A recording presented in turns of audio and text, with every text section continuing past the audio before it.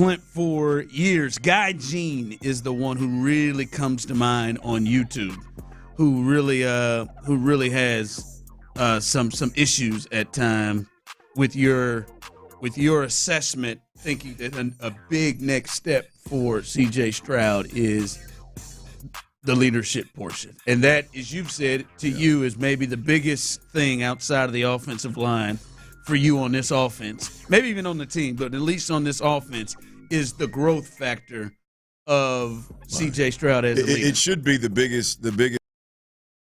We're talking about a guy you're fixing to commit $60+ million to a year, and for another, he's going to be your guy for another 5 or 6 years, if not longer. I mean, so it should be the tops of every list out there of like, hey, if this happens, it's the best for the organization as a whole. Right now, if the offensive line was worth the damn, it would help. I mean, I get that point, but like the bigger picture for this organization and for all Texans fans long term is if C.J. Stroud becomes a guy that is the identity of the offense, and it doesn't matter what's going on around him, he's going to take control of it. That is ultimately the best place any team can be in as it pertains to their quarterback. I mean, I'm just going to go out on a limb and say Guy Jean's probably not a very coachable fellow.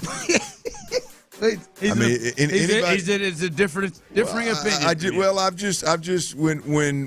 opinion. When leadership conversations get under people's skin, typically those are the people that aren't very coachable and aren't able to follow.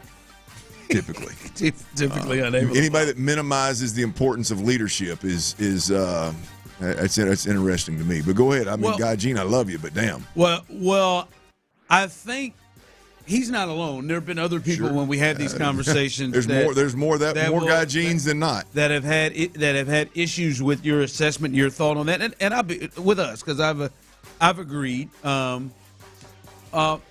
But like I believe you said it last week. I can't remember. I think we were talking to Brandon. We were like, I just can't believe, or maybe everybody's just lost it, or nobody is like. It just seems like a lot of people, and maybe starts with the top on the offense of CJ and others, just accepting some of just the poor decision making or the bad things that were happening with the offense that seems to at times start to develop habits, which become bad habits. And I think you've tried to express that.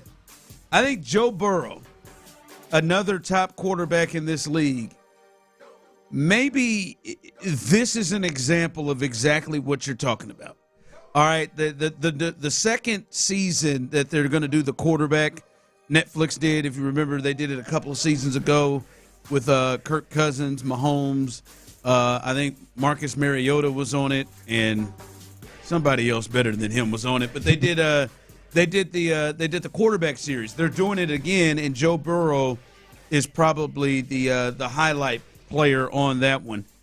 And this has started to go around as an excerpt from the new season of the quarterback, and this is, I would say, the best way to describe, when I heard it, what Clint is trying to convey to people on where he believes the next step has to be for C.J. Stroud.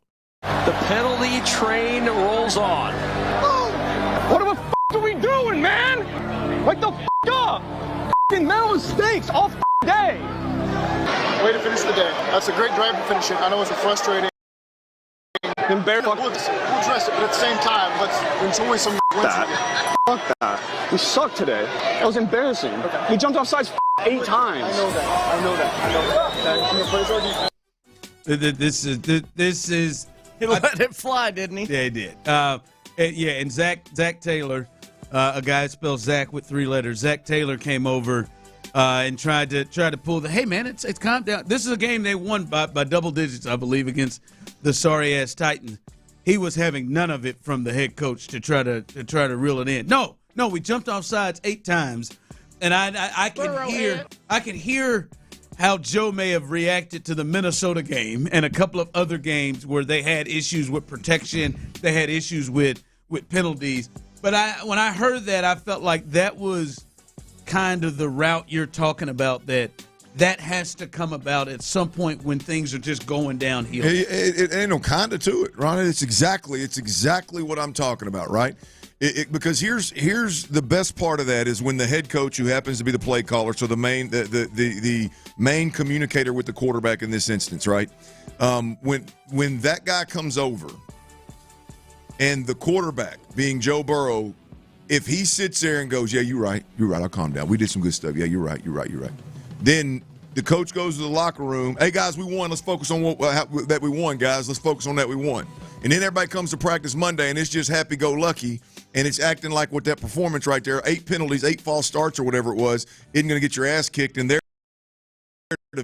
absolutely going to get their ass kicked, but definitely where Joe Burrow expects to take that football team, right? But because Joe Burrow says, no, boss, that is unacceptable. That's embarrassing, and makes his point, sure, cussing and maybe overdoing it, but that is, at the end of the day, that offense is not going to go as Zach Taylor, the offensive play caller, is going to allow it to go. That offense is going to go the direction of Joe Burrow. It doesn't matter if Zach Taylor, now obviously this is a head coach we're talking about, but if we're talking about play callers, if we're bringing it back to Houston, we're talking about play callers, like this offense needs to go the way of C.J. Stroud. This offense doesn't need to go the way of Nick Caley.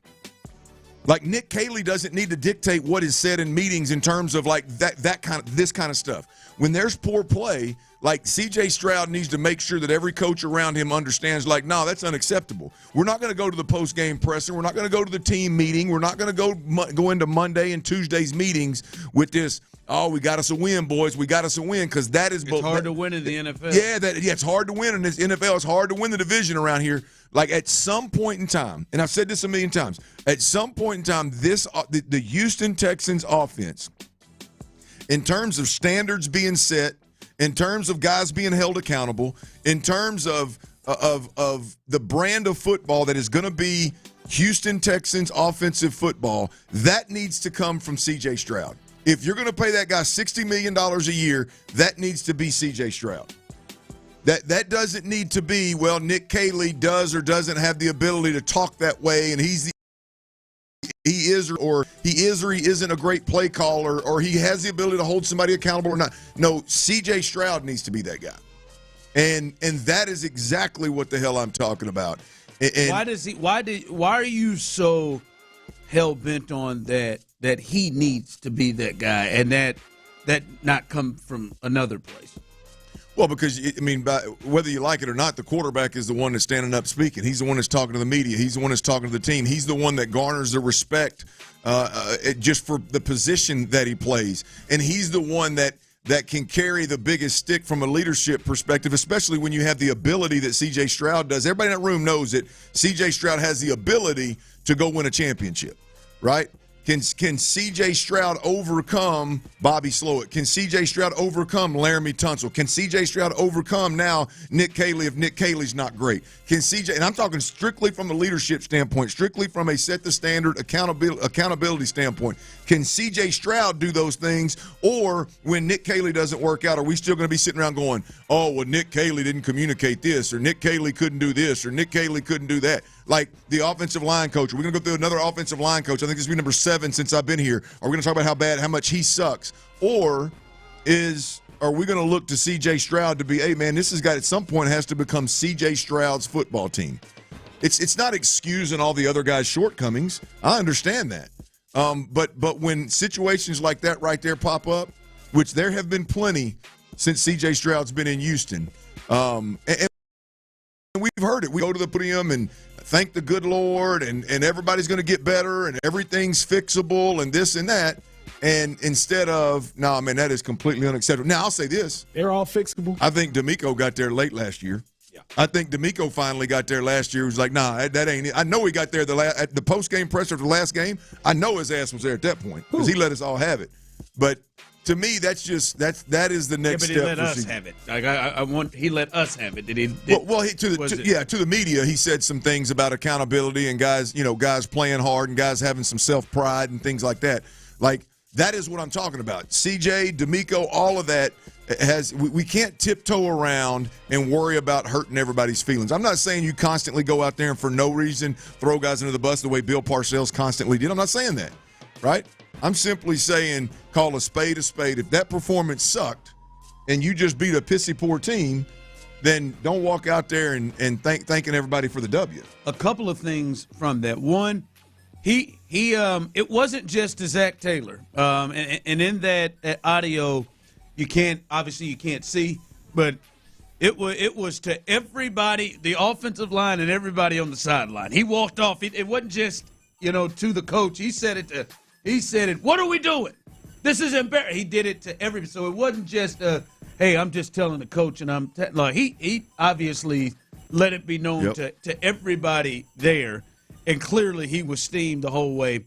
The other part to it is, listen, there is a bit of a people's personalities.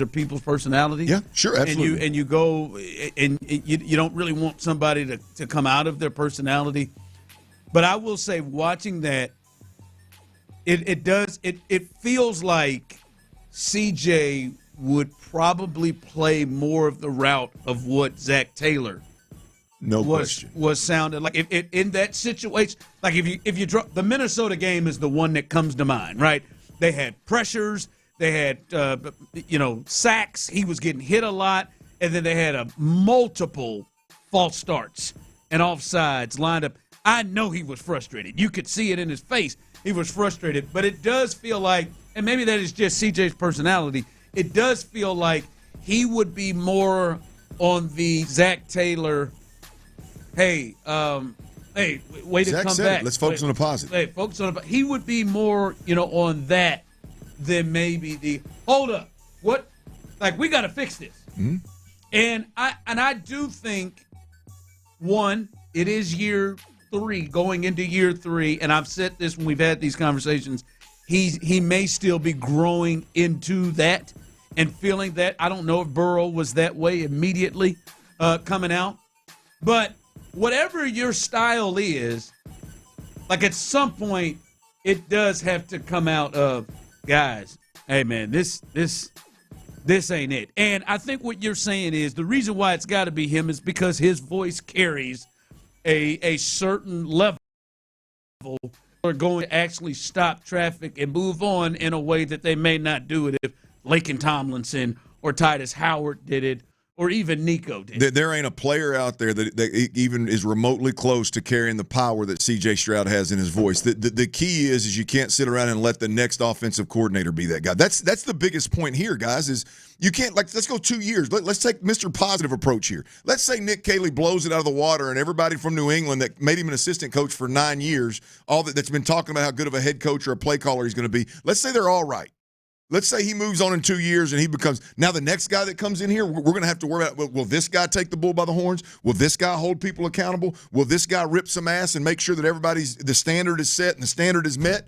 Or is it, hey, moving forward, you got a $60 million quarterback and he's got that. Don't worry. The guy that gets hired to call plays, he just needs to be a good X's and O guy. Everything else, the quarterback guy.